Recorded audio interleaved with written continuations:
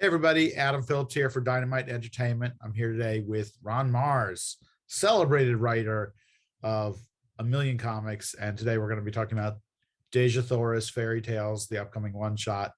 But before we begin, please hit the like and subscribe buttons. Make sure you don't miss any upcoming videos from Dynamite on our YouTube page. And yeah, hi Ron, how are you today? I am well, Adam. How are you? Good. I'm pretty good.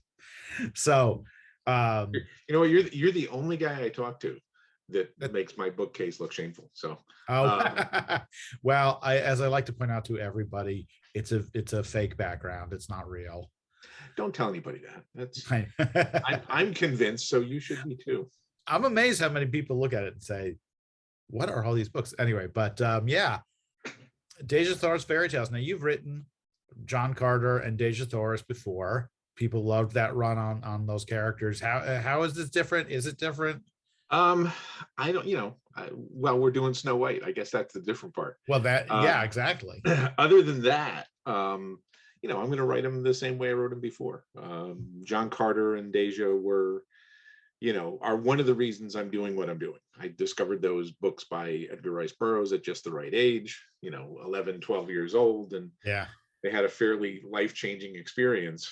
So I had always wanted to get my hands on those characters. sure. I was going to say I always wanted to get my hands on DEJAH THORIS, but that could be misinterpreted. Uh, or correctly interpreted, perhaps. Well, I was 12. Yeah. So finally, Dynamite gave me the opportunity to write those characters, and I adored it. Just one of the, it's a bucket list thing. Yeah. So when the opportunity came around to do this, and I got the call of, hey, we're doing some fairy tale stuff. Do you think you would want to, so immediately I said, oh, DEJAH THORIS. I want to go back to MARZ. Nice. So what I'm doing with it is, yes, we're retelling a fairy tale. You will see giant green tharks instead of dwarves. That was my question. Yes. But it's, we're gonna tell the fairy tale pretty straight, but we'll whenever I do one of these kinds of stories, I want it to be able to kind of fit into whatever headcanon you have for what's real for these. So there'll be an aspect of it where, this is where the story fits for you if you want to do it that way. Cool. But this should be a lot of fun. Is this the kind of thing like, do you have other fairy tales you'd like to apply to other characters? Look, anytime I get to, go back to Barsoom, I'm in. And obviously there are the fairy tales that we all know and love because Disney turned them into features that we've all seen 30 different times. Yeah. And then there are the sort of the stray, odd side fairy tales that we don't talk about too much, mostly because they're, the Brothers Grimm stuff really tends to get pretty dark. Yeah. Right. So yeah, if we can do some more, I'd be totally into it.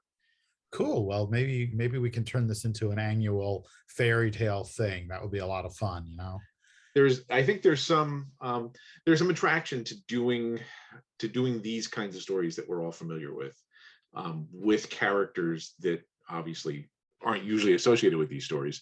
We're kind of a remix society now. We like to see things smashed together that don't necessarily have a huge history together. So I think this is totally valid and should be a lot of fun. Cool. Well, we're going to show the covers right now, and we'll look forward to reading it when it gets to our stores. Please make sure you go into your local comic shop, tell the guy behind the counter that you need a copy of this or maybe several copies. It's just soliciting now in Diamond previews for August on sale. So you'll want to get your hands on this. And Ron, we appreciate your time as always. My pleasure. Gives me something to do during the day. Very good. Okay. We will talk to you again soon.